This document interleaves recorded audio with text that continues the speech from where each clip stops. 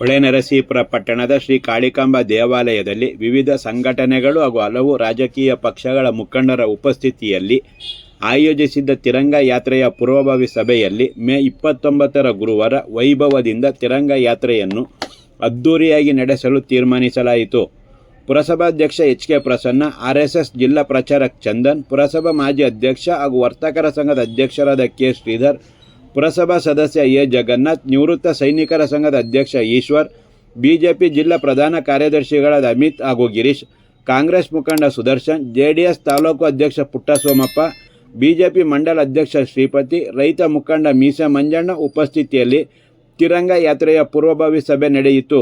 ಮೇ 29ರ ಗುರುವಾರ ವೈಭವದಿಂದ ತಿರಂಗ ಯಾತ್ರೆಯನ್ನು ಅದ್ದೂರಿಯಾಗಿ ನಡೆಸಲು ಒಮ್ಮತದ ತೀರ್ಮಾನ ಕೈಗೊಳ್ಳುವ ಜೊತೆಗೆ ತಿರಂಗ ಯಾತ್ರೆಯ ಸಂಪೂರ್ಣ ಯಶಸ್ವಿಗಾಗಿ ಪಕ್ಷಾತೀತವಾಗಿ ಎಲ್ಲರಿಗೂ ವಿತರಿಸಿದ ಜವಾಬ್ದಾರಿಗಳನ್ನು ಉಪಸ್ಥಿತರಿದ್ದವರು ನಗುಮುಖದಿಂದ ಸ್ವೀಕರಿಸಿ ಭಾರತ ಮೇಲಿನ ಗೌರವಕ್ಕೆ ಹೃದಯಾಂತರಾಳದಿಂದ ನಮಿಸಿದರು. ತಾಲೂಕಿನ ಎಲ್ಲ ನಾಗರಿಕರು ಗುರುವಾರ ನಡೆಯುವ ತಿರಂಗ ಯಾತ್ರೆಯಲ್ಲಿ ಭಾಗವಹಿಸುವ ಮೂಲಕ ಆಪರೇಷನ್ ಸಿಂಧೂರ್ ಯಶಸ್ಸಿನ ವಿಜಯೋತ್ಸವದಲ್ಲಿ ಭಾಗಿಯಾಗುವಂತೆ ಒಮ್ಮತದಿಂದ ವಿನಂತಿಸಿದರು. ಮುಖಂಡರಾದ ಪ್ರವೀಣ್, ಶಂಕರನಾರಾಯಣ ನೈತಾಳ್, ನಂಜುಂಡ, ಕುಮಾರ್, ಮಳಲಿ ನಾರಾಯಣ್, ಅಂಕೋಳ್ಳಿ ಮೋಹನ್, ಮುತ್ತುರಾಜ್, ಇಂದಿರಾ ನಾಗರಾಜ್, ಗೌರಮ್ಮ, ಪ್ರದೀಪ್, ನಾಗು, ರೇವಣ್ಣಾಚಾರ್ ಹಾಗೂ ಇತರರು ಇದ್ದರು. ಸಭೆಯಿಂದ ಹೊರ ನಡೆದ ವಕೀಲ ದೇವರಾಜೇಗೌಡ.